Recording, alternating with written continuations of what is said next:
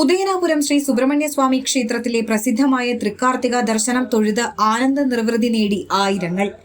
വടക്കും ചേരുമേൽ എഴുന്നള്ളിപ്പ് ക്ഷേത്രം വിട്ടു പോയതിനു ശേഷം രാവിലെ 6-നാണ് തൃക്കാർത്തിക ദർശനത്തിനായി നട തുറന്നത്. സംസ്ഥാനത്തെ വിവിധ ഇടങ്ങളിൽ നിന്നായി ആയിരക്കണക്കിന് ഭക്തജനങ്ങളാണ് പുലർച്ചെ മുതൽ ക്ഷേത്രത്തിലെത്തിയത്. താരകാസുര നിഗ്രഹം കഴിഞ്ഞ ദേവസേനാപതിയായ ഉദയനാപുരത്തപ്പന് ദേവഗണങ്ങൾ നിറദീപം തെളിയിച്ച് വരവേറ്റ മുഹൂർത്തമാണ് കാർത്തികയായി കൊണ്ടാടുന്നത്. ക്ഷേത്രത്തിൽ കാർത്തിക നാളിൽ നടന്ന പ്രസാദമൂട്ടിൽ 10,000-ലധികം ഭക്തർ പങ്കെടുത്തു. 101 പറ അരിയുടെ വിഭവസമൃദ്ധമായ കാർത്തിക സദ്യയാണ് ഒരുക്കിയിരുന്നത്. ഇന്നു രാത്രി 10-ന് പ്രസിദ്ധമായ തൃക്കാർത്തിക വിളക്ക് നടക്കും. ഉദയനാപുര ക്ഷേത്രത്തിലെ കാർത്തികോത്സവത്തിന്റെ സമാപനമായ നാളെ രാത്രി 10-ന് വൈക്കം ക്ഷേത്രത്തിൽ കൂടിപൂജയും നടക്കും.